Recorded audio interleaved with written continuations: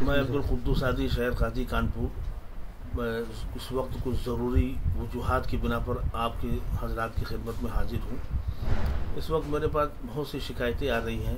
प्रशासन के अधिकारियों की तरफ से भी शिकायतें आई हैं, इलाहियों की तरफ से शिकायतें आई हैं कि बाद नमाज फज्र सुबह हमारे जो बच्चे हैं, नौजवान जो 17 साल, 18 साल, 14 साल, 12 साल, 20 साल के, ये मोटरसाइकिल पे 2-2, 3-3, 4-4 लोग सवार हो करके विष्णुपुरी और जो है वो कौन सा घाट है, गंगा बैराज, वहाँ जाते हैं और जो है बाकायदा तौर पर जो है वो नारे लगाते हैं।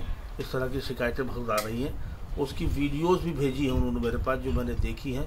तो ऐसा भी नहीं कि वो यूँ ही बात कर रहा हो, बल्कि 200, 300, 400 लोगों का झूठ जा रहा है और उल्टे सीधे नारे भी लगा रहे हैं और उल्टी सीधी बातें भी कर रहे हैं। तो इससे आने वाले वक्त में कल जो हालात बन सकते हैं शहर कानपुर के, वो अच्छे नहीं होंगे। इसलिए कि अभी हम 3 जून के दंगे से निजात नहीं पा पाए हैं, जिन हालात से हमारा और आपका गुजर हुआ है। हमारी गुजारिश है कि जो हमारे जो बच्चे हैं, हमारी उनकी गार्जियन से गुजारिश है कि अपने अपने बच्चों की मोटरसाइकिलों की चाबी अपने पास रखें, उनको रोकें, मना करें, बाद नमाज फज्र निगाह रखें और सख्ती से मना करें। इलाके के ज़िम्मेदारान से भी मेरी यही गुजारिश है।